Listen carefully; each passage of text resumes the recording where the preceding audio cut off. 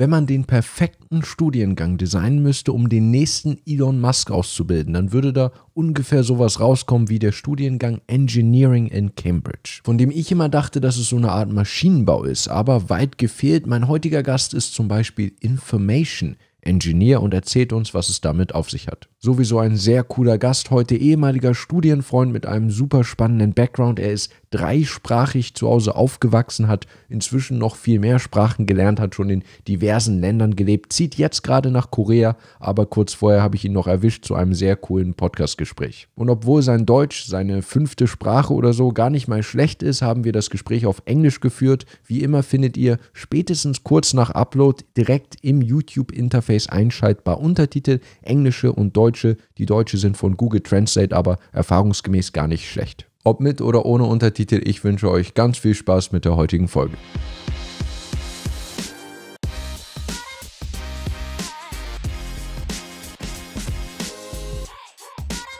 Hello Evgeny, welcome to my show. It's great to be here. So, you don't speak German, so this is going to be an English episode and we're going to have German subtitles. And I was just thinking about how it's really funny that I let people transcribe this in English. Yeah. So if you think about it, right now, there's this person, or in the future, there's this person, like a human person, transcribing how I talk about them transcribing this. So hello, I just want to give a shout out to you who are just literally right now typing this shout out in some call center. I don't know how they do it, but there's an amazing person, we really like you, and who's transcribing this in English, and it's going to be Google translated for the German audience. Although you speak a bit of German, and we're going to talk about that. But was passiert, wenn ich etwas auf Deutsch sage? Dann I suppose that this person is going to put like brackets speaks German. And now they have to put brackets speaks German because I keep saying brackets speaks German, and it's going to be maybe double in a different asterisk font or something. Okay, enough of meta. Let's start actually with Cambridge, one of the favorite go-to subjects on this channel, and my audience was always really interested. And you studied something very interesting because I had a guy recently from Trinity College who studied computer science, which people understand, informatics, we call it in German. But you studied something that's called computer and information engineering, I think? Yeah. What does it mean?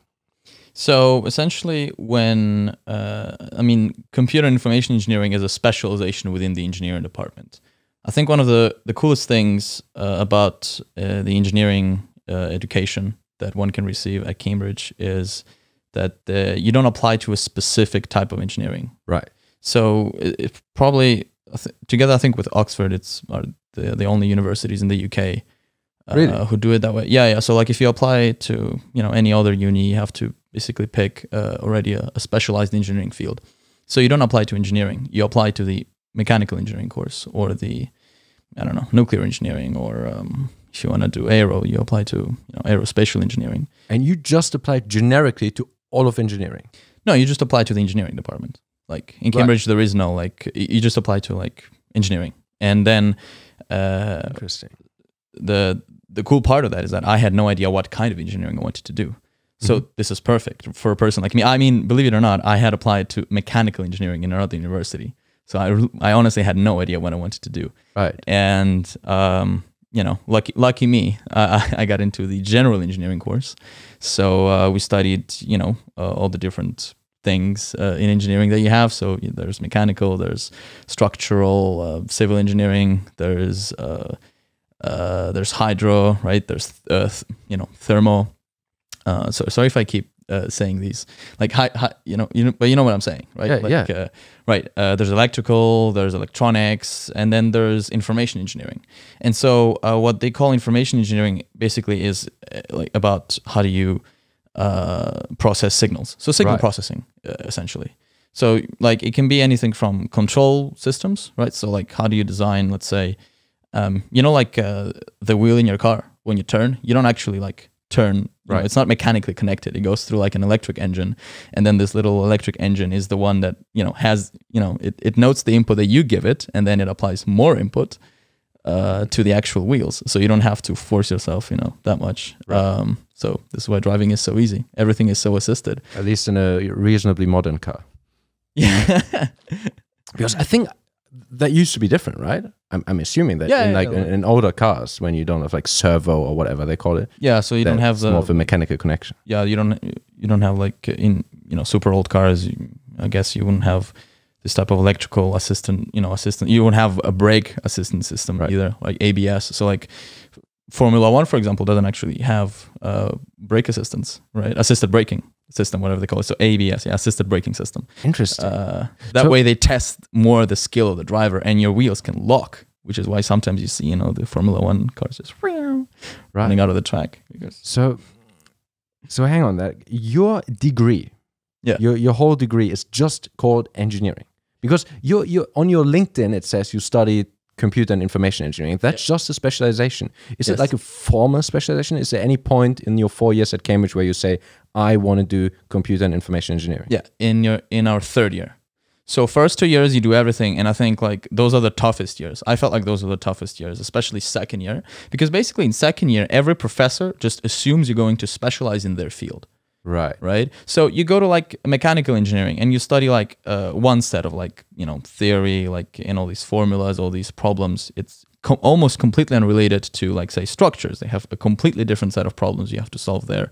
Completely different theory, which is completely unrelated to, thermo and so on.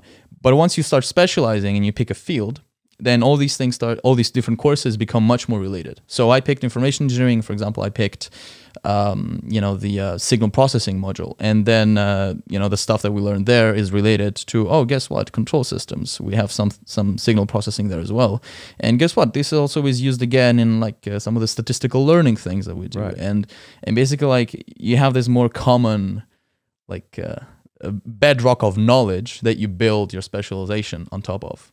While in the first 2 years, it's like separate, almost, distinct, using my analogy, bedrocks of knowledge that you have to build. So in my opinion, that is, second year was especially tough. Interesting. So this is why I love the podcast, by the way. And why I like also inviting people that I already know and I've spoken to 100 times. I genuinely learn all this stuff that I just haven't asked before. And I knew it about Natski, which I found really cool always, that in pretty much any other university, you, especially like certainly in every German university I know, you would study chemistry or physics or biology. Mm-hmm. And in Cambridge, you just do a degree in natural sciences and you kind of specialize as you go, which part of Natski you want to do, which is cool, I think. It's really cool that there's this degree. And I didn't know it's the same with engineering. So you could have become a mechanical engineer, and only in your third year, you really went into essentially computer science, which is pretty good. Or is it different? Yeah, yes and no. This is where it gets interesting. Unlike, say, American universities. Now, I haven't been to an American uni, so take whatever I say with a grain of salt. But, a typical liberal arts degree in a U.S. college, you basically, it's a free-for-all, essentially, right? You pick whatever courses you want. You can pick psychology and an engineering course and also computer science course, and you cannot do that sort of thing in Cambridge. I can't go to a computer science course. I can only pick courses which exist within the engineering department. If I want to if I decide, I really want to do that computer science course, then, I can attend the lectures, but I'm not like officially, doing them. I could do it in my free time if I wanted. So in terms of, even if it's not the same lecture and the same professor, but physically, but in terms of topics, the information engineering part within engineering, is that still quite different from what is typically taught in a computer science syllabus? Yes. Okay. So for instance, like a classic computer science degree, you would, start with probably, data structures and algorithms. You would look at compilers. You would look at, the history of computer languages. Yes. In engineering, we did literally none of that. These are the sort of things that I had to learn in my own time, essentially. We didn't have courses in those. We had a few, I guess we can call them lectures about maybe how to code C++ a little bit or something like that. But it was it was practical. It was very practical because we had to build a robot. So here you go, guys, a bit of C++ to so you can train a little bit. But yeah, no theory, no we never studied what a queue is, what a stack is, none of those things. So those who were, interested, they would do it in their own time. And I think where the intersection comes in between the engineering department and the computer science department is once you get into the field of machine learning, because it's of interest to like both disciplines essentially. And I think that like computer science, this is where like it's interesting because like both the computer science department and the engineering department have machine learning courses, but they're not really related.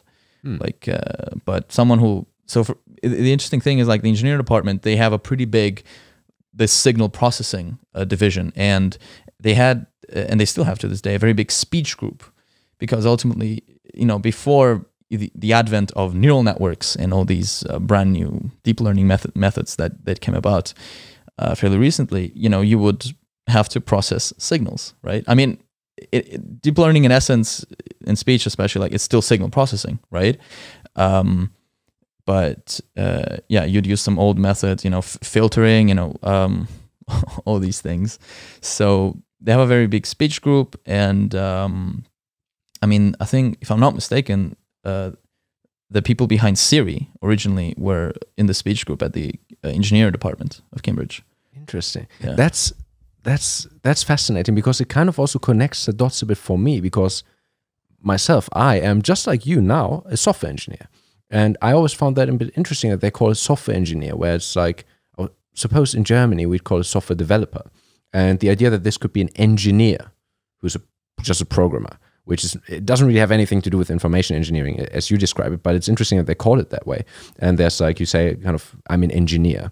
Whereas it sounds really weird when you say software engineer for me in German. It's like, for me, engineering, I just think about people building physical objects in the real world. I don't think about computation. And in the office, we just say engineer, right? We say, oh, what do you do? What's your role? Are you a data scientist? No, I'm an engineer. People just say that, and they mean software engineer, because in the context of Facebook, unlike that you're a hardware engineer, although we do have hardware engineers working on Oculus and that kind of things. Yeah. But if you just say engineer, it's supposed to be programmer, which is very different from how we understand it in Germany. So maybe that's the reason. It comes from these kind of mixed degrees of this kind of, from this field of computer and systems and information engineering.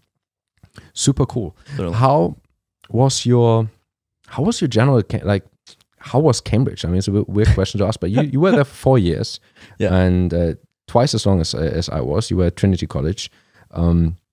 You're a person, we're going to talk about all these interesting things that you do, but if I look at your Instagram, you're doing like surfing and climbing mountains and doing skydiving, I think, and skiing and all these outdoor social things, and it seems like you're a person with many interests. Now, I got into kite surfing recently. That was quite fun. See, kite surfing. So Trinity College, Cambridge isn't famous. It's famous for people who are very, very good at one thing. It's not as famous for people who enjoy doing many, many different activities. So what was your perception? Because kind of like Trinity is a bit of a bunch of nerds. And how did you enjoy the culture? How did you have that feeling that some people are like super smart but very, very focused on one thing? Or did you actually feel that there are a lot of people who are very broadly interested and do all these like amazing sport activities and all of that? What I really liked about, studying at Cambridge in general, and in my case, Trinity specifically, but I imagine in other colleges it would be, very similar, is that you're given enough freedom to, pick how you want to spend your time and what are the things you want to focus on. So you want to focus on, your academics, and, you go after lectures, you go every day to the library, you're very diligent, you do everything on time when it's due, and you're always on top of the lectures, or you can, for example, be into sports, and I was very much into sports, so I played football, I played tennis, I even did some ballroom dancing. I remember because I recruited you for the ballroom competition. You did for Trinity. It's called Cuppas. It's when Cambridge colleges compete against other Cambridge colleges, as opposed to, for example, varsity match where you compete Cambridge against Oxford. Yeah. So we did Cuppas for Trinity. I think we won. I think we did a great match. And I recruited you because you had a ballroom background back in Spain. Yeah. We're going to have to talk about your culture background because it's so interesting and so diverse. But yes, so you did that. You played tennis quite successfully, I think, as well. I Googled your name, there was this article in some Trinity College newspaper or something saying, Cuppas competition, outstanding performance by Evgeny. Wow, I didn't even know that. It's in there. And apparently, in your second year in the tennis Cuppas competition, you did extremely well.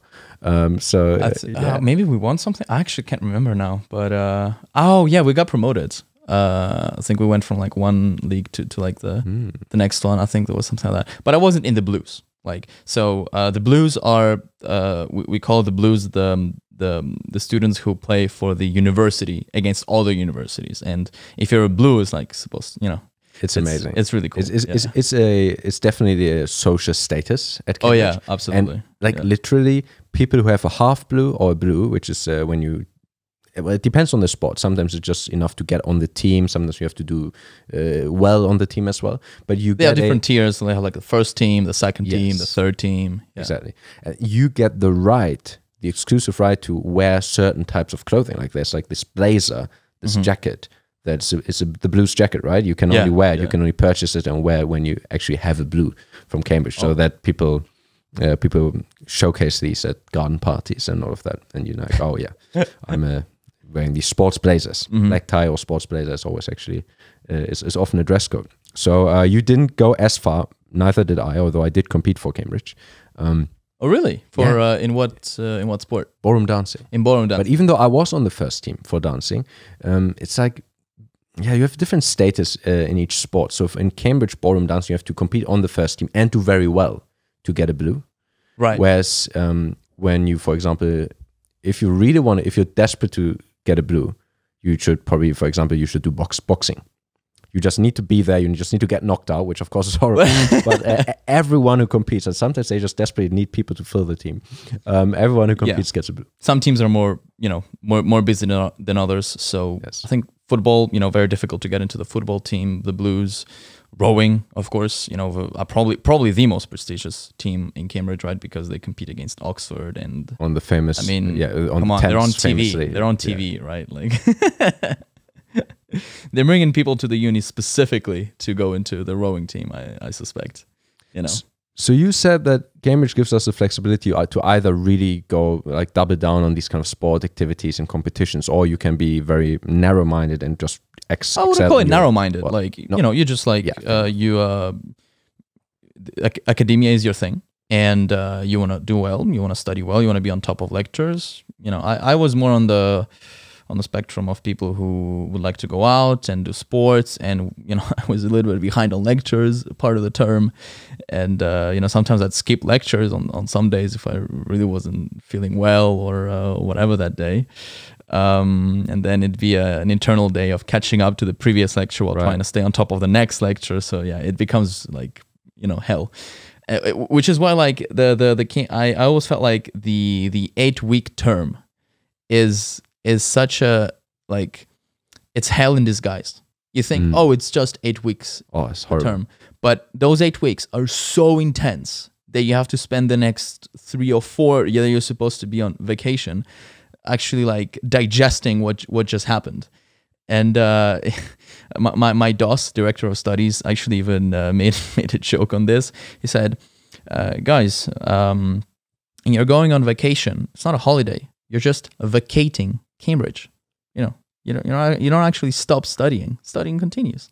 And people do study between terms, right? They do, yeah. They even stay at Cambridge. Definitely. Some people stay at Cambridge and continue studying almost if term never ended. And it's definitely that's a recipe for success for sure.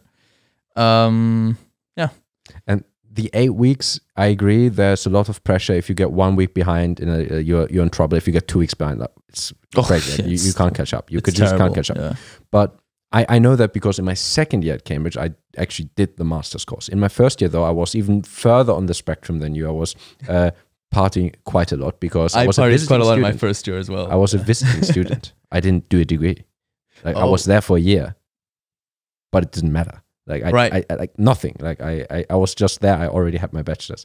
That was amazing. But I'm glad to hear that you could enjoy it so much, because sometimes there's this cliche that, of course, there's like a lot of pressure, and actually people talk about mental health at Cambridge, and there's all these things. So you felt it was more of a choice. You didn't feel that you were pressured into like performance all the time. You couldn't focus on anything else. During the year, it certainly seems so. But then once you start preparing for the exams, and there's only there's only one set of exams you do in the third and final trimester. So there is no like mid-year examination period. Right. All the exams are at the end. Everything from the very first lecture to the very last lecture is included in that exam. So it becomes really intense. Once you take a look at like on the exams of the previous years, you basically have a heart attack because you realize, oh, damn, there's so much, and it's really hard.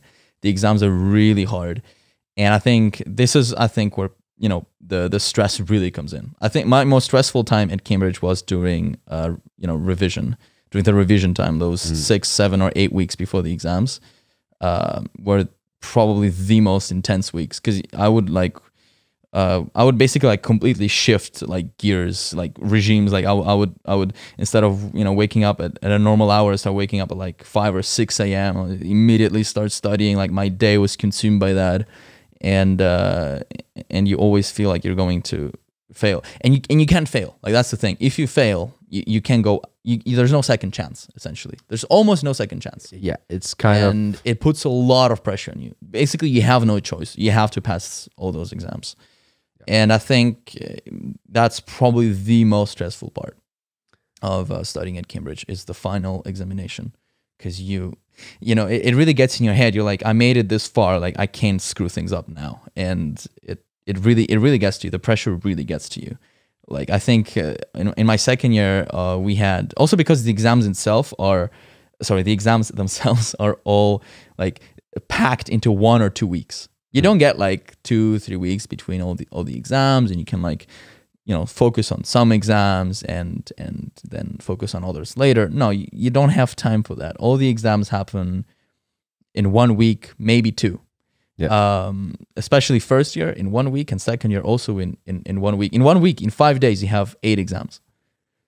It is or 9 exams. It is crazy, and crazy. It's a lot like it's very unlike exams in my bachelor's degree. When I did like this classical Bologna bachelor in Germany, where you just have modules, and then you collect credit points, and you can have many retries of the same exam, and it's just one subject, and you get just asked about one thing, and then you tick it off, and it's gone, and you do something else, and there are no years. You can manage your time. You can do it like 1 year later the exam. Here, it's a lot like when you study law in Germany, for the German audience. So when you study for the bar, you have this huge final exam in the end of 5 or 6 years study. And it's kind of a bit like that, but every single year.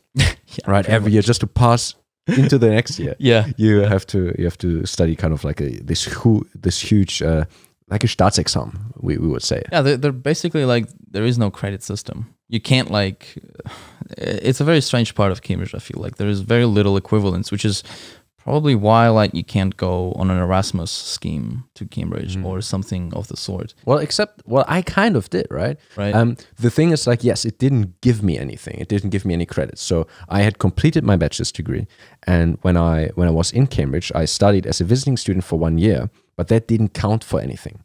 I literally didn't get any qualification out of it. Okay, but you had to apply and go through a process to get in, or yeah, but it was through a partnership. So it was through a partnership with the German National Academic Foundation, Studienstiftung. It's where I was a scholar back in Germany, and they had like a contact, and then I also got referred. I got a direct referral from a Cambridge fellow, who was a professor in Hamburg, and he used to study at, I think he studied at St. John's. No, he studied at Trinity. He studied math at Trinity. But he is a St. John's fellow, and he also gave a recommendation, and there was this referral, kind of like an exchange program. So these do exist. There's also, speaking of law, there's a university a famous law university, but serious law school in Hamburg, and they always go for a trimester somewhere, and they frequently go to Cambridge just for a trimester, just for one term.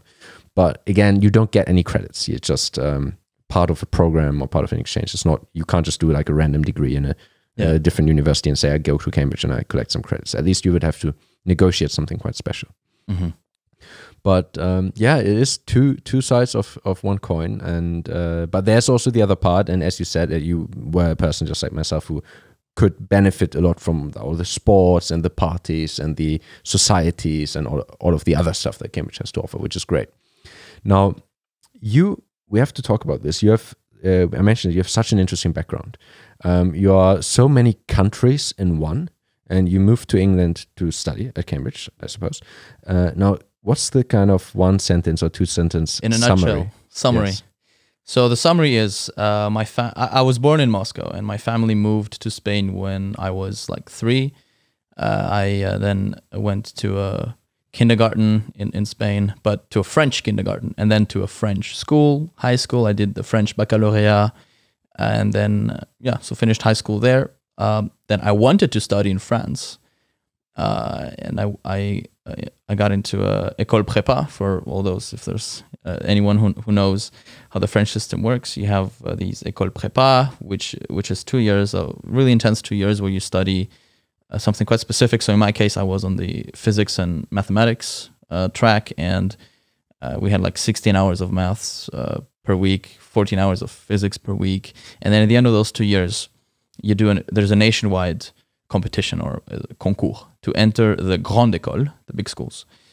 And it's, there's a bit of a random factor there, because if you don't make it in, then you have to stay for a third year potentially. It's, so, but the main thing is that I didn't like theoretical maths that I was doing there. I wanted to study engineering, but when I got into the école prépa in Paris, I was a bit taken aback. I realized, wait, we're doing theoretical maths here, like if you studied mathematics. I like the theoretical physics part because it was a bit closer to what engineers study. But yeah, the theoretical maths just really did not, it wasn't my jam, basically. And it can get really intense. And so that's when I applied to UK unis as a plan B. And then plan B became plan A when I got into Cambridge, basically. Right. That's how it happened. So yeah, I was gonna say, because like you wanted to study in France and then you only got into Cambridge because, I mean, objectively, in the international opinion, I know that the French would disagree, but objectively, not all. I don't think Cambridge is a better university than all the grandes écoles. I think people do have some context, because on my channel I made a video about my master's degree in France. I don't know if you know this, but I studied in Paris. Really? Yes. Which École Polytechnique. At Polytechnique? I studied at Polytechnique. Yes. No way. I have a degree from École Polytechnique. You see, that's like the university that all French people want to integrate. And people watching this on YouTube be like, "Wow!" He's talking to someone from Cambridge, and he's like, because he has all this kind of French indoctrination. He's like, "Wow, École Polytechnique." Indoctrination. That's no. I mean, really, people treat you differently. Like in France, École Polytechnique is far below Cambridge in the international ranking, but it has this very, very.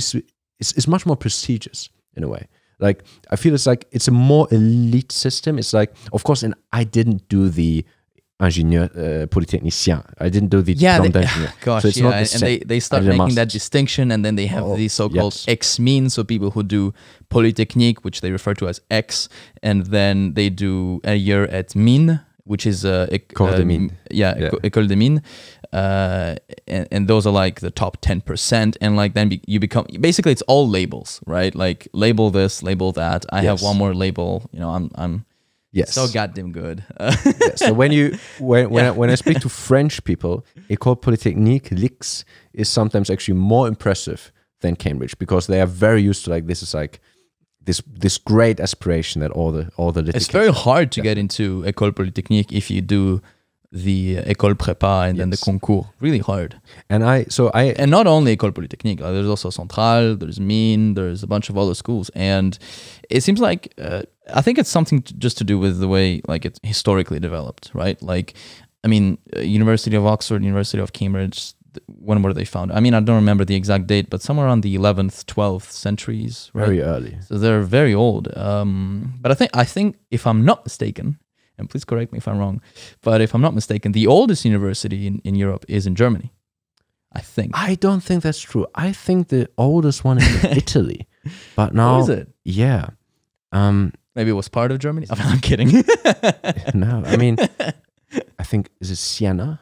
Well, we're going to fact check that. Anyway, we're going to have a fact check that. Yeah. But I think the oldest university is in Italy. But and so like this system basically, yeah, it developed out of this like historical process, and in France they went like one way. Like there wasn't, like, if you think about like the early 1800s, there was no world ranking of universities. You would go to the school that you could afford and go to, right?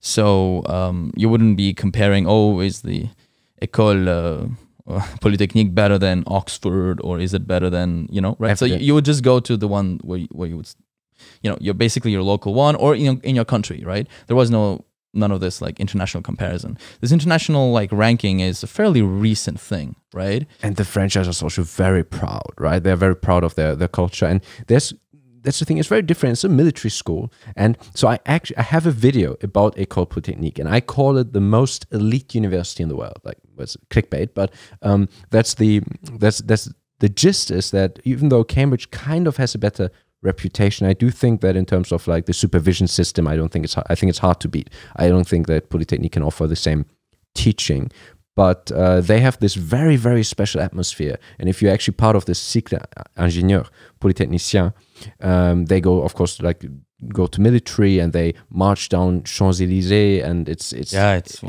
incredible. Yeah, you're kind of on the forefront and the representation of the French elite and the French nation. You're like the best that the country can offer and produce. It's Whereas Cambridge is very international. That's another thing. Yeah. Like, you kind of have to like go to school before, like do classe préparatoire, all of that in France already. You can't just come in as a random foreigner. I mean, I did the master's degree, but that was very different. And I'm étudiant de Polytechnique, but not polytechnicien. It's a very, very different film. So that's really interesting. So you grew up in Spain, went to a French school, you're from Russia. What languages, how would you rank your languages best to worst? Because you speak so many. Honestly, like I think like the language that I'm most comfortable just like speaking my mind, which just flows the easiest now, I think is English. Really? Yeah, because I just use it all the time. Like I've studied in English, I did my studies in English, now I work in English. I use English literally every single day, right? And that means that whenever I have thoughts, like I listen to, I watch, I read, media that is in English, either American or UK, and like so that means that my English neurons are constantly being used in my head, while the other ones are used a bit less. That doesn't mean that I speak worse. It just means that when I say a sentence, if I start looking for a word, chances are that word will first come to me in English. Right. The same thing could happen if I speak in English and then suddenly I have a word in Russian that comes to my head and I'm like, stuck translating it. That can also happen. So I speak English very well. And then comes, I think I'd go Russian, French, Spanish. Then there's Catalan, and which is a language. It's not a dialect, right? It's no, it's not a dialect. It's a language. It's the official language of Andorra. Oh yeah, true. It's an actual country. You always think there's no country, but there's a country. Yeah, there's a country. Yeah, it should be called Andorran. And ooh la la, I can see. Ooh la la was very French. Revolting in the comments, but yeah, that was very French when you just said it was. Yeah. I mean, I did like I went to a French school like all my life, right? And so thing is, like now that I use French much less than I used to, I can sometimes like I have more like stoppages when I speak because I start looking for words, and likely will come to me in English. Yeah, it's really weird. I find that really interesting that you say English, because I can see how talking about technical subjects, of course, is easier. Like it's definitely easier for me to talk about software engineering or my job in English in a way, or I would use a lot of English words even if I spoke German. Yeah. I want to say though my German is a lot better than my English. Like I think I had this realization because like I moved to England. I was like, oh, I learn English and my English is going to be great. And then I was so focused on my English becoming really good. But then in the end, I have an entirely non-native accent.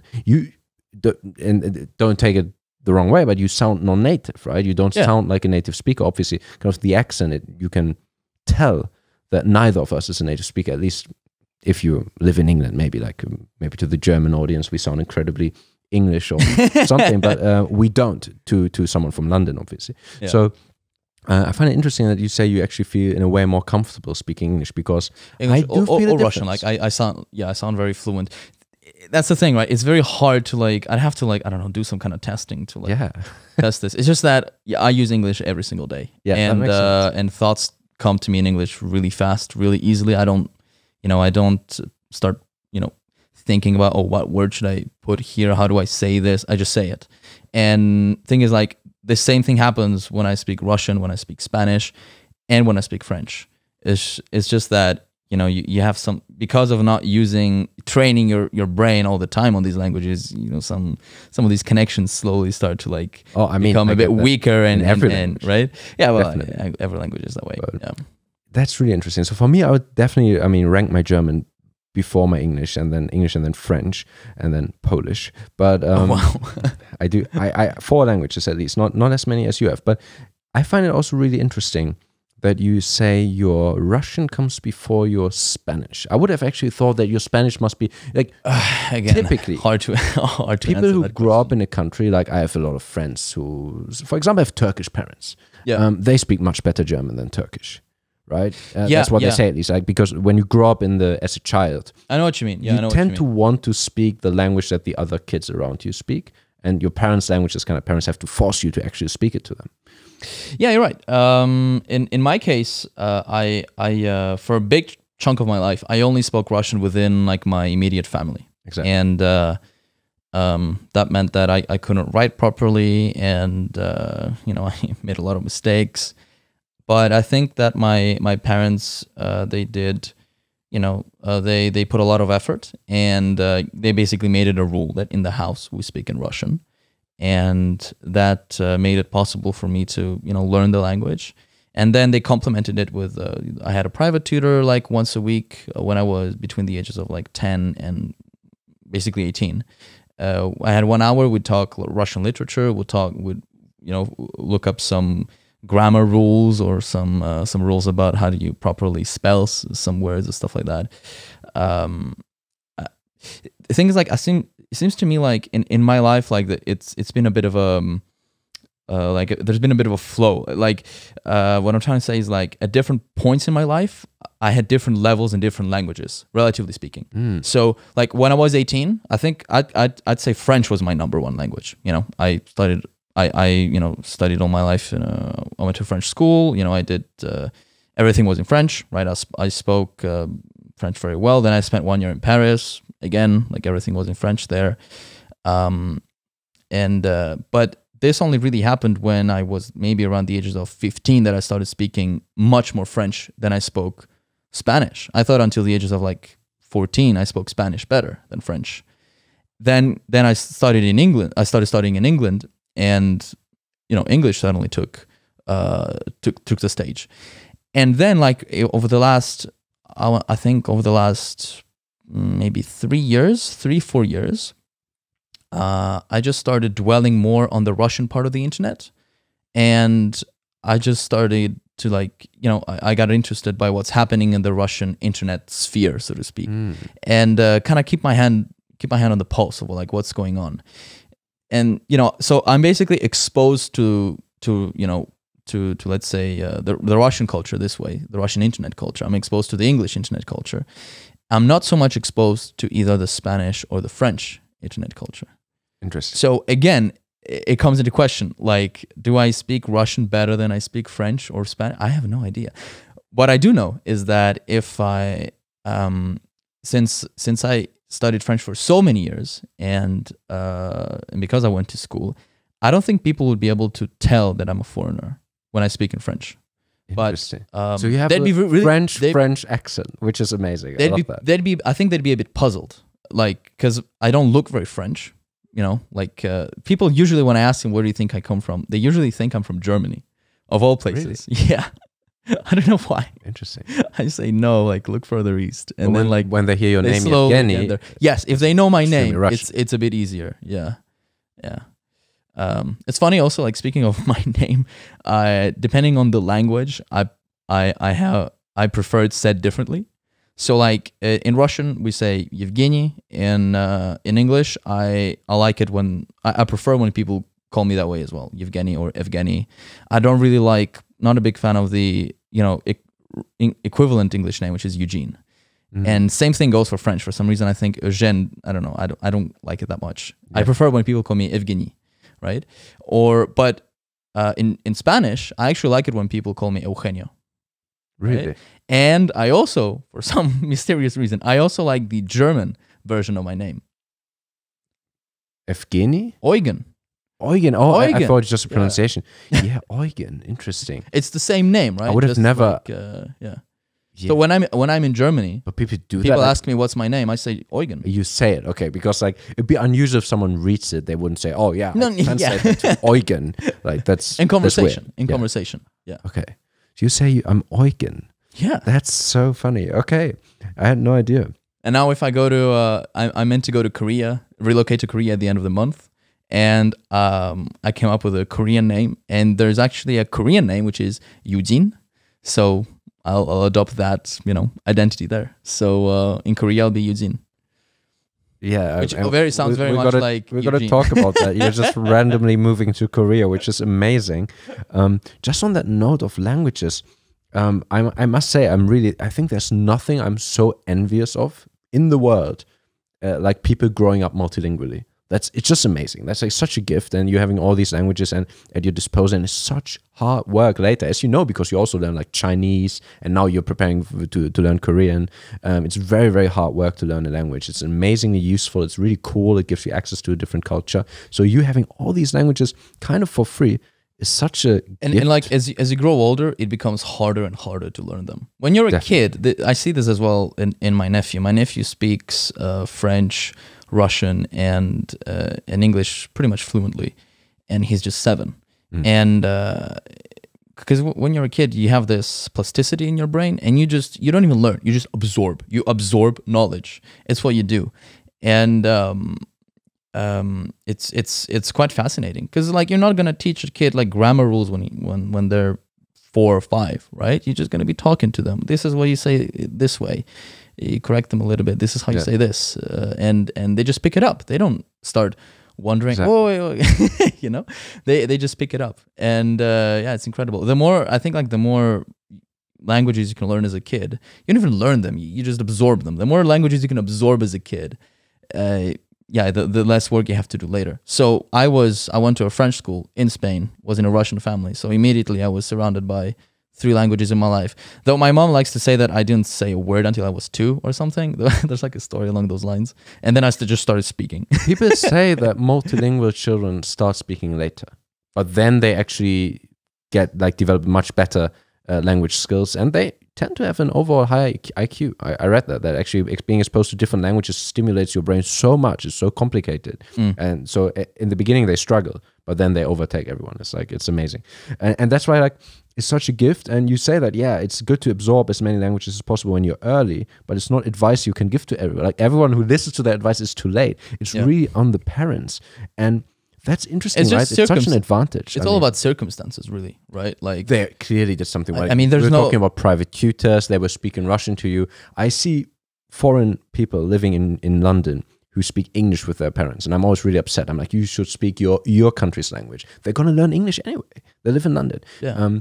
So your parents did a lot right, and there's also that cultural link, right? Like a language is just so much more than just a tool of communication, right? Like it transmits emotions, right? It transmits all the idioms that you use, all the little references, all the anecdotes, because of the, like when I speak to my parents, like we have this same like cultural baggage, because I've watched all the Russian and Soviet movies, and I when Russians, when they speak, they like to sometimes introduce like parentheses, small anecdote, and I know all these anecdotes because I've watched all the movies and I know what this is about. Maybe where I'm a bit lacking is on the more literature side of things.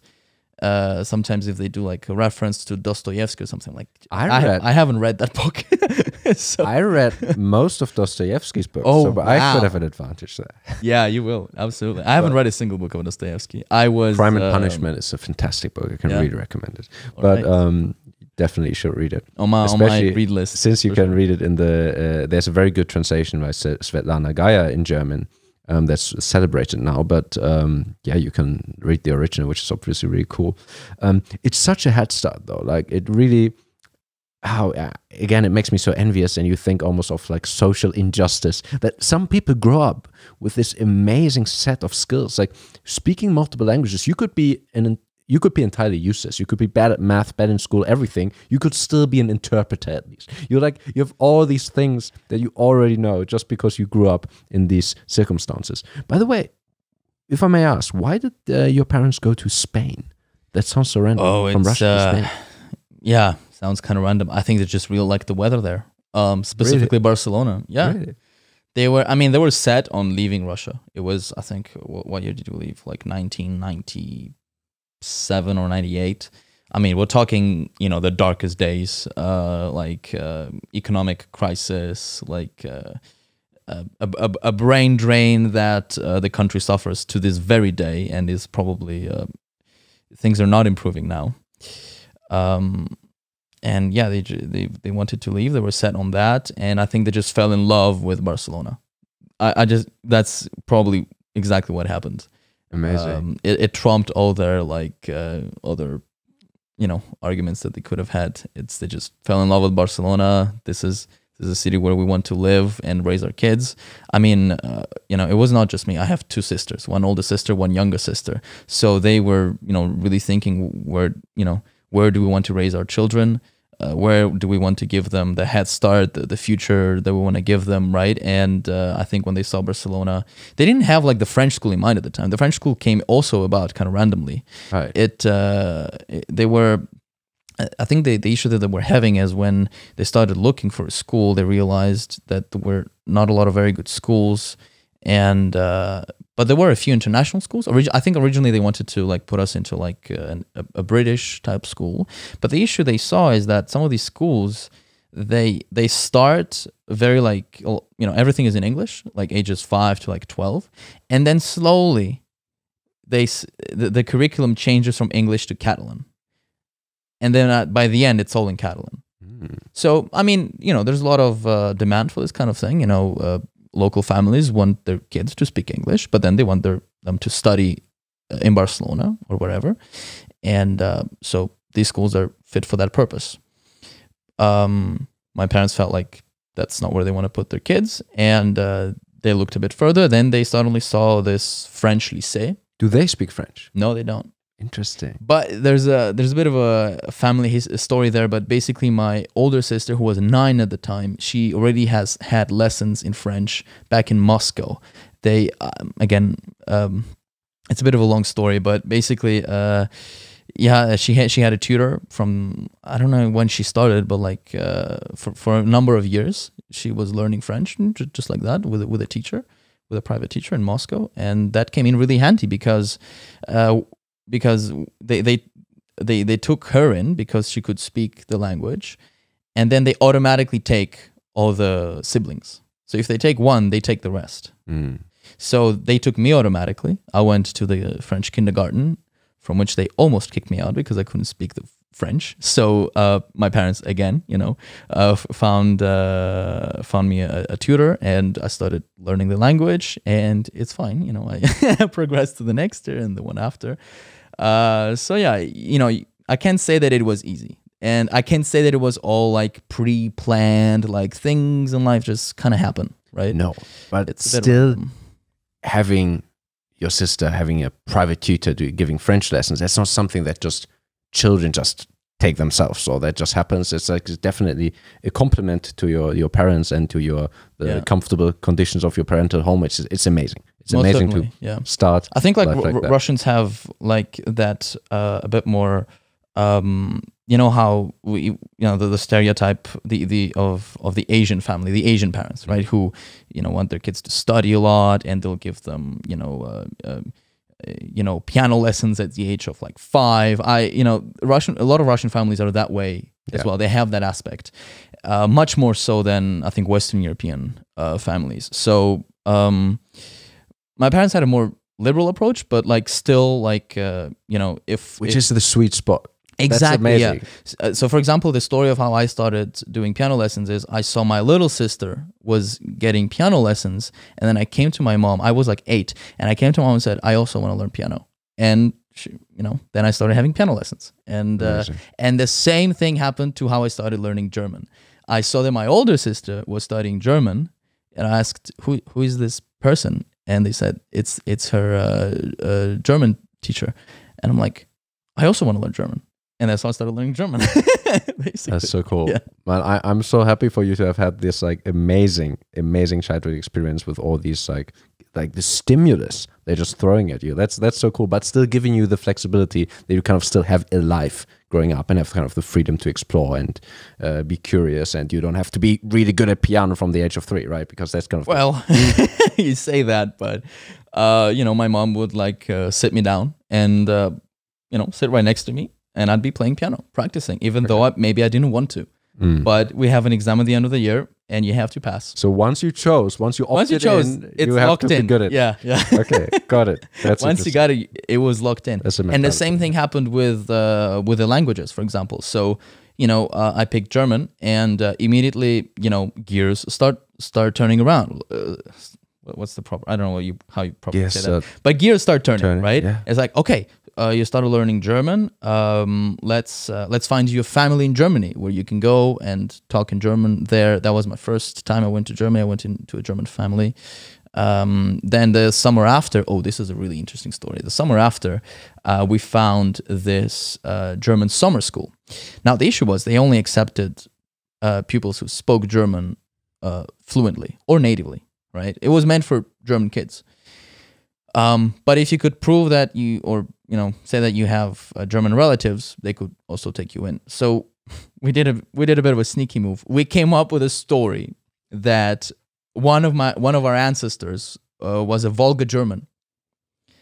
You just made that up. We basically made it up a little bit, yeah. And they took me. I already had a fairly okay-ish level. I mean, of course, I wasn't fluent, but like when I got there and it was 100% German, no English, no Spanish, no nothing. It was just in German. In 3 weeks, my level skyrocketed, just like that. And I'm so thankful because I came back the year after and did the same thing again. Fantastic, honestly. Like those like 3 weeks that I spent there were just a blast. Loved it. And then they don't really have lessons of German there, right? They'd have lessons, for example, in Grammatik, or they'd have lessons in Rhetorik, but they wouldn't have lessons of German because it's not meant for foreigners.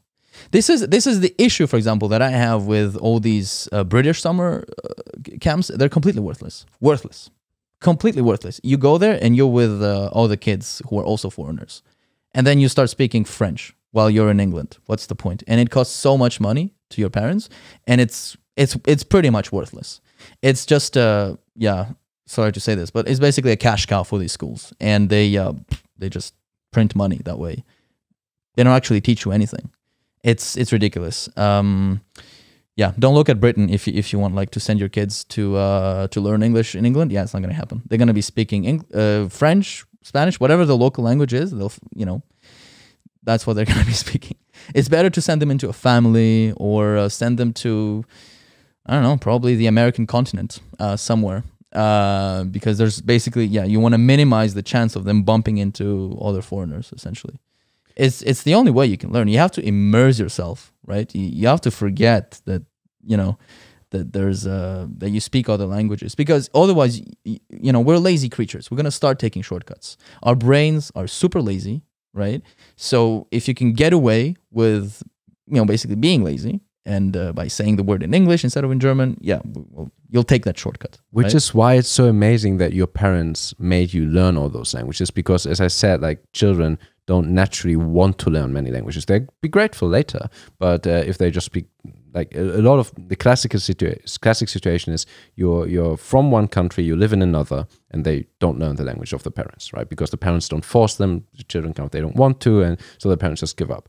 Now, on that note, immersing yourself, learning languages, many viewers and many listeners will be disappointed to realize that they didn't have all these options. They have grown up just speaking German, and which is, well, it's fine. It's what happens to most people. Now, as an adult, suddenly you want to learn languages. Do you have you still learn languages? You still learn Chinese, Korean. Do you have any advice being fluent in so many languages? Like any language learning technique? It's tough, especially learning a language that has little to do with what you already know. Like, let's say if I decide to learn Italian, let's say Italian is very similar, right, to Spanish and French.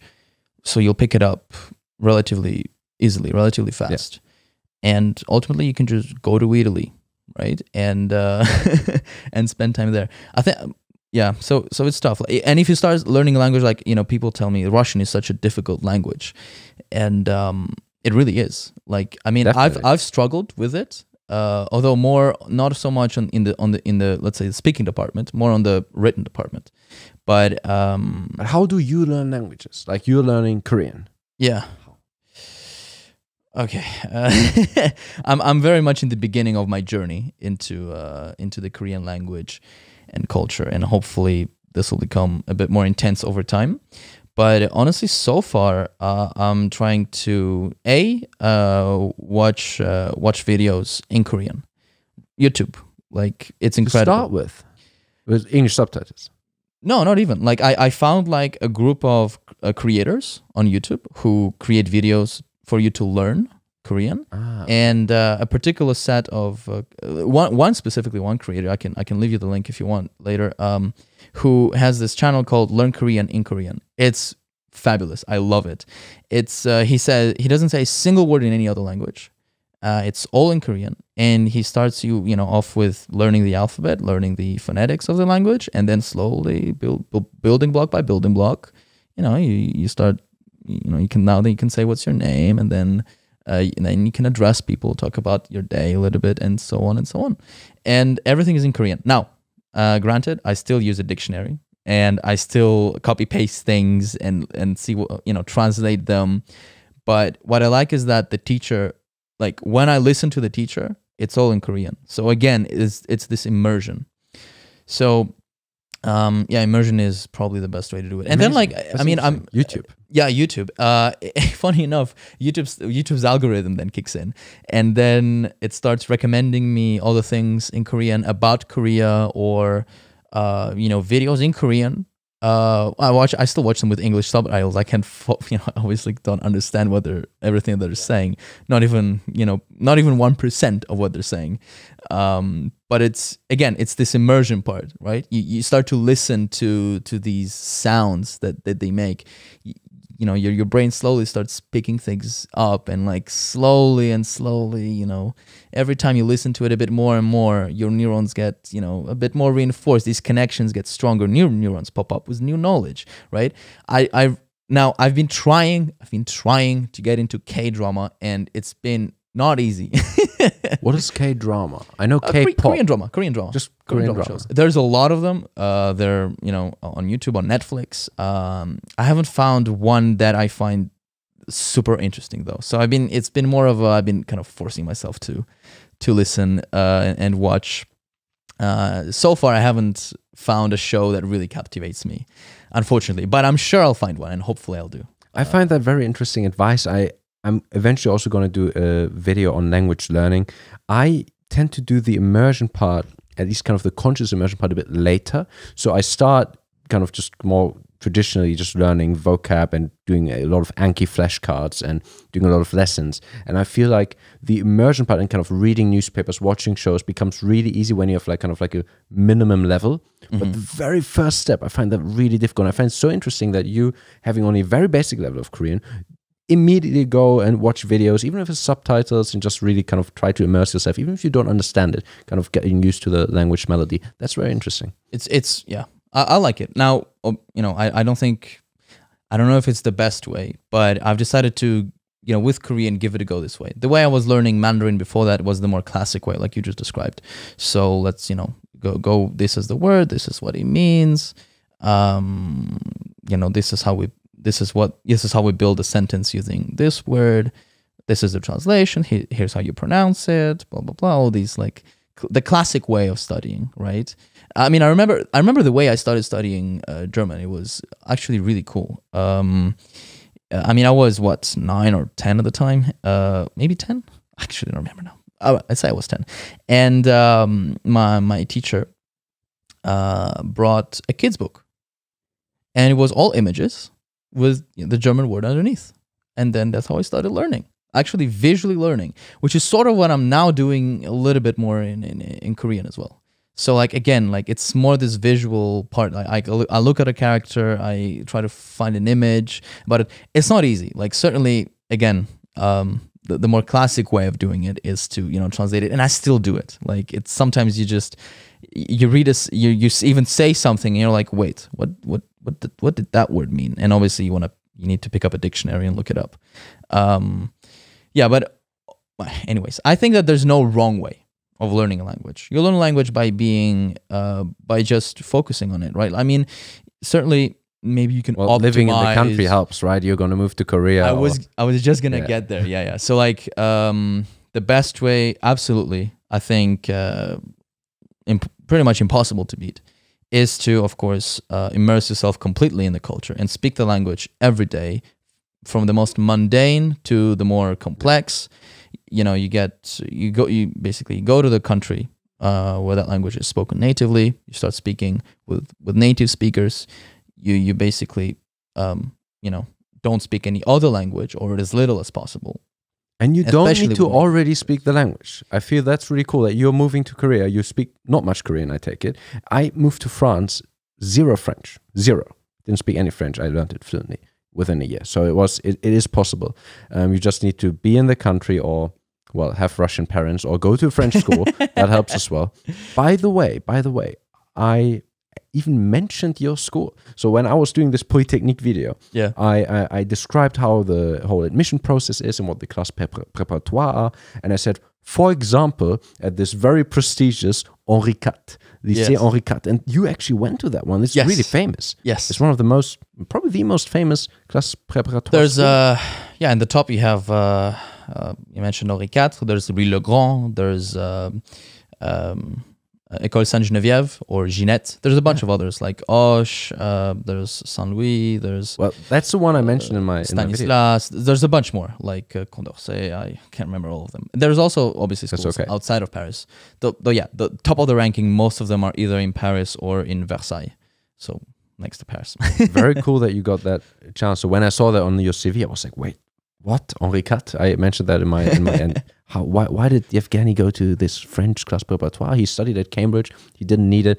That now I all understand. Speaking of your CV though, I must say I always read the CV before doing this podcast, and Cambridge CVs are annoying because they are always long. Cambridge people, they do so many things. Like you did your 4-year degree, and by the end of your 4-year degree in Cambridge, you already had 5 internships, each of which was multiple months. How did you, at that point, probably no longer your parents, like what made you do all that stuff? Like when I did my bachelor's degree, I think it's also a cultural thing in Cambridge, it's just what we do. When I got to Cambridge, I did 2 internships, the 2 summers after my 2 Cambridge years, because that's what other people were doing. I remember distinctly sitting in Trinity College Hall talking to Valeria, actually, who you know, and she was like, so I'm doing this internship in investment banking, and then she told me what she earned in this internship, and I was like, wow, that's a thing, paid internships in the summer. So I had no idea. I applied for a lot of random companies. I was much too late. I got into it, like not a very nice internship, but the year after did the Facebook internship. It was really cool. But in Germany, in my bachelor's degree, I just chilled in the summer. Like I had my summer 3 months break, so I was 3 months pretty much not doing anything at all. Now you did those 5 internships, one of which was even during your class préparatoire or before university in any case. Yeah, before university. Yeah. What motivated you? What did you get out of it? How come? I think at the time. So are we talking about my experience in Guilin in China? We're talking about that one. I didn't know that's a thing as well. Oh my god! I saw you did like 5 internships: data science intern, engineering intern, backend intern, front end intern, random things like you 5 jobs for 2 or 3 months that you did, and that's. I always wonder like, what makes the difference between some people having this amazing CV where it's like internship, so many jobs, different countries, and others. Yeah, never really got the incentive or the push to actually start doing that.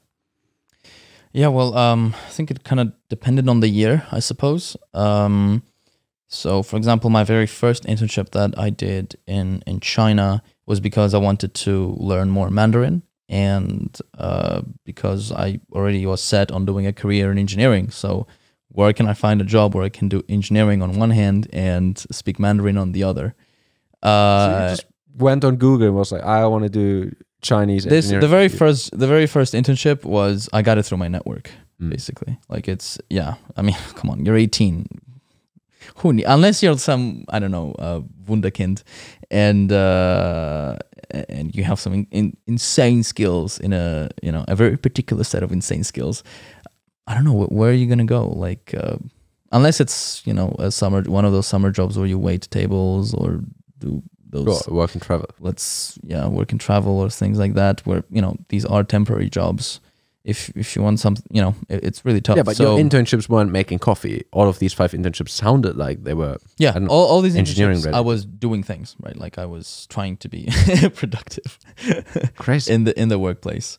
It's well, first of all, there's I was basically told essentially early on that it's important to have some form of experience on your CV that helps you to get into universities, that helps you to later on get the job that you actually want. So there was a lot of that. And, on the plus side, if you get to travel and you get paid, even something, right? You get paid to travel and then get the experience, fantastic, right? Like, I don't know, it's a win-win. So they were all paid internships? All of my internships are paid. Which again, I think there's a cultural difference, but for me, it wasn't clear that paid internships are really a thing. Like, I think there are a lot of people in Germany who regularly do unpaid internships. I know a guy in my bachelor's degree who, after his bachelor, or at the end of his bachelor degree, like 3rd year of a bachelor in computer science, he did a software engineering internship, which was unpaid. Oh, gosh. You can't imagine that in the UK. Like, at least you can't imagine someone from Cambridge going like, oh yeah, let me do an unpaid summer internship. I honestly find it kind of revolting that employers don't even pay you a little bit. Like, they pay the cleaning stuff. They pay everyone else. They just don't pay the intern who's supposed to actually do something that has engineering in the it's not even just about that. I mean, whatever the job is, if it's an internship, it's still a job. You're doing things. Yeah, exactly. That's what I mean. You spend time, right? I really like this whole part of when the employer, says, but you get rewarded with experience. I think, sorry, but it's the most garbage. Yes. It's the biggest bullshit I've heard. Pay them something. There's got to be an exchange, Yes. And the exchange, and even if it is 50 euros, at least something, I find it absolutely revolting. Sorry if I suddenly got so that's all right. A bit fired up on this issue, but I truly find it absolutely disgusting when someone hires someone for a job, calls it an internship in order not to pay them. It's just honestly these people kind of disgust me. No, I agree, and I can only encourage everyone to kind of really push back on that and try to move the market, even the German market, into a direction where there are more paid internships and paid student jobs. No, I absolutely agree with that. And unfortunately, this world is complicated and it's not as cut and dry, right? So, for example, some of my friends have, when they moved to the UK, from Russia, they did an unpaid internship that was given to them by basically a Russian business person in the UK, and that would allow them to, stay here or something. So there is some degree of subtlety Unpaid but internships still, in London, I though. find it horrible. That's quite an investment because you also need to pay the rent. I mean, that's wow. Or you have to be, crashing at your friends' place. You have to really have good friends to crash at their place for a couple of months for free. It's so cool though that there are these opportunities and that you had the drive to find them, even like in China and wherever you did all these internships very early on. I mean, that sometimes people just want to take a break for a couple of months. So it definitely is commendable that you pursued all of these opportunities. I think that also, like, just want to add that, like, the long Cambridge summers are, lend themselves very well to this. And like, as I said, Cambridge students just do it, right? It's a cultural thing as well. When you're at Cambridge, everyone talks about what summer internship are you doing. Yeah. So certainly, even if it is like you can stay and do research at the university. Yes, right. There's that as some well. people do that. So you don't have to do a job, but everyone is kind of doing. You kind of have to do something. It's unusual for people to say, "I'm not going to do anything in the summer." I guess some people do it, but it's rather unusual. So. Now, this kind of constant motion activity in your CV continued because we finished university at the same time. Like I studied for 7 years, and then so my second master's degree at Polytechnique, Lix. I finished in 2018. You finished your Master of Engineering in 2018. Now, I have worked at Facebook since. You're already on your 4th job. Yeah. I saw that yesterday. There's a lot of movement. You were a data scientist at Deliveroo. Yeah. You were a data scientist at some other company, and then there was a software engineering job in San Francisco. And now there's like another software engineering job in this Korean company where you're going to move to Korea. At the moment you're doing it in London. No, where are you? I've been working remotely. Yeah, okay. But in London. Yeah. Cool.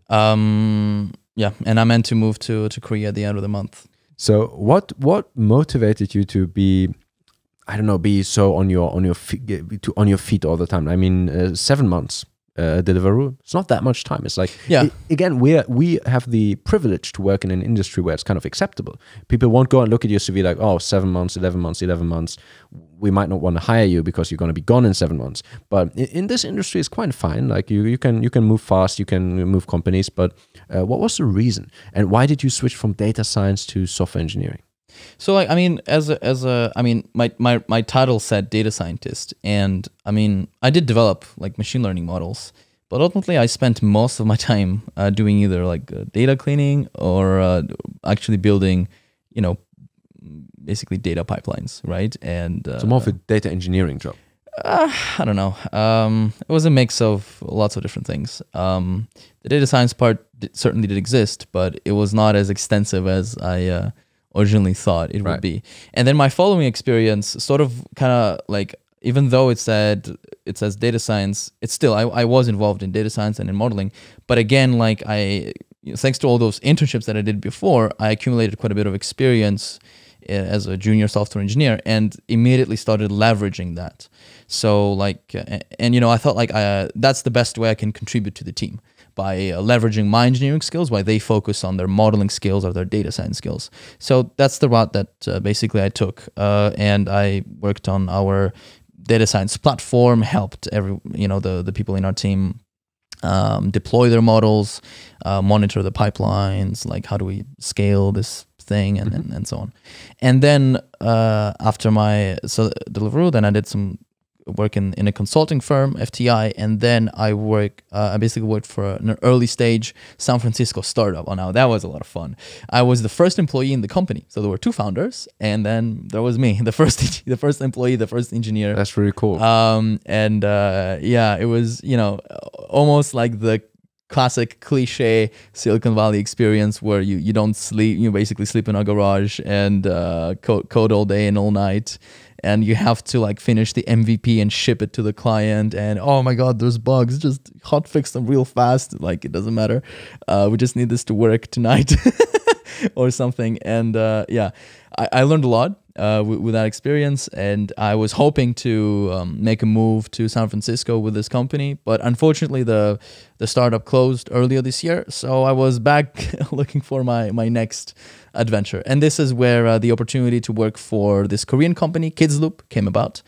And so this is where I am right now. So you weren't physically in San Francisco? Or I was. Oh, you were. But like I didn't have, I was I was working remotely, and then I had this freelancer agreement essentially with them, with always like in mind that I would get a visa and then move there. I see. Yeah. But then it closed. But that was in the heart of the pandemic, right?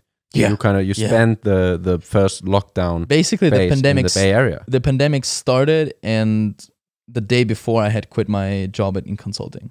That's really bad timing. How was the Bay Area during this first hardcore Corona phase? So I was in the Bay Area from, I don't remember. I was there in October.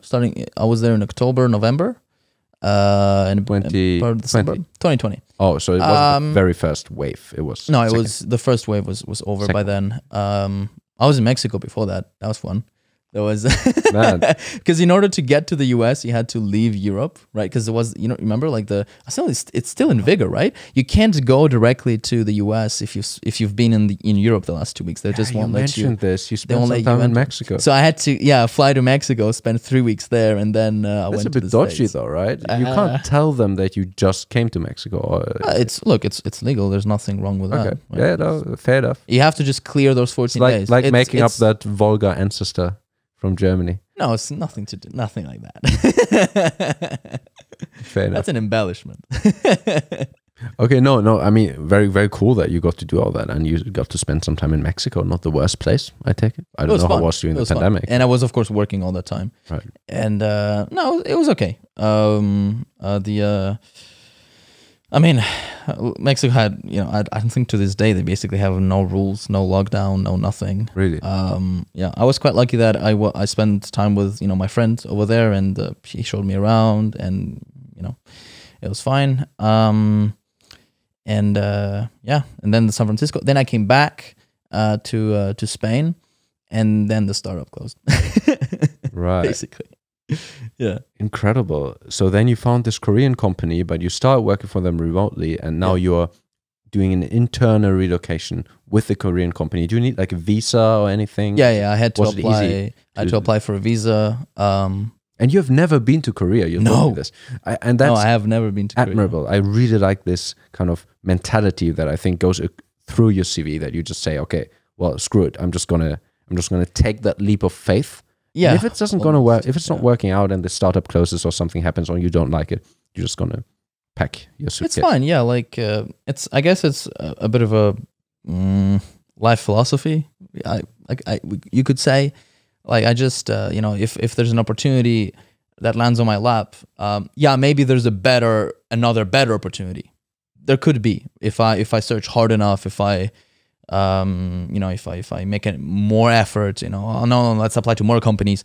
I have a more like I like to appreciate what I have, and yet I still look forward to like what's the next thing, and at every point, like kind of looking back at every point in my life, like when I made a change in a company or in my job, it was like I wasn't looking that much for. I wasn't looking like, oh, where am I gonna be 5 or 10 years from now? It was like, what do I want to focus on, like right now or over the next year? Like, how do I want to work on things? What do I want to work on? Who I want to work with? I think over time I've understood that that what you're gonna work on is of course very important, but I think who you're gonna work with is much more important than that. So I really pay close attention to the team, to the people in every company. These are the people that I'd like to work with or work for, right? And then technology comes second, in my opinion. Like, for example, when I was in my startup, I was writing mostly Python, and there was a front end in React. Right now in my current job, it's mostly TypeScript, and there's also a bit of Rust. And I didn't apply and thought, oh, so what kind of tech do you use? I mean, obviously I asked that question, but that was not the reason why I joined. It's not because they were using this tech or some other tech. And some people might be put off by that, right? They're like, oh, I don't know Rust. I've never used it. So what am I going to do? And you move to Korea, you might not have experience in the programming language. You certainly don't have experience in the natural language, but you learn it, right? Just like when you move to a country, you learn the language, even as an adult, even if you speak 0 words. I can definitely testify to that. And just like when you start a programming job and you don't speak the programming language. You don't write it, rather. It's enough, right? You have like some computer science background, computing background, and you just learn it. You just pick it up. And I think that's it also depends. A great approach. Yeah, it's a good approach, and sometimes it also has to depend on the company, right? Like some companies are more comfortable with that, some are less. Sure. But it's up to them. It's on the company, right? If they hire you, they did an interview process. I take it. So if they hire you, that's their decision, right? And sometimes you have to be careful to not to second guess yourself too much. Like I sometimes talk to people and they're like, yeah, I got into this job and they interviewing me, but I don't know if I'm good enough. And I'm always like, well, they have to make the decision. They should be nervous because they're going to pay you money. And if you're not good enough, well, tough luck for them, right? It's good for you. So it's, of course, I understand it. It's human. But it's the same with my Facebook internship for data engineering. I got this email, yeah, we want to interview you. We're going to do a SQL interview. SQL. I had never used that before, ever. And which is bizarre maybe because I did computer science, but in my degree I really kind of didn't work that much with databases. I kind of knew roughly how it works on a high level, but I feel like, yeah, I've never used SQL in practice. So somehow, yeah, that just slipped past my radar, under my radar. And so I got this email and I was just, okay, interviews in 1 week. So I kind of took a week out of my Cambridge routine, which is hard to do in term, but I just learned a lot of SQL. I was doing all these questions, like really getting fluent in the language, and then I did the interview, right? And I bet it went well. It went brilliant. Yeah, it went amazingly. Yeah, and of course I didn't say, yeah, SQL. I just learned that last week. I was just going in. I just pretended that that's what I do. Sure, I can. I know what I'm doing. I answered the questions, and it worked out well. So sometimes you have to be this bold to just, of course, if you do an interview in a language and you really don't speak it, then you can't BS yourself around it. But there is a bit of that element of kind of fake it till you make it type. A bit, a little bit, like, and I think it's fine, like, because honestly, if like we can always learn more, right? You know, whatever the graphic is, you know, the more you know, the less you think you know, and stuff like that. Right.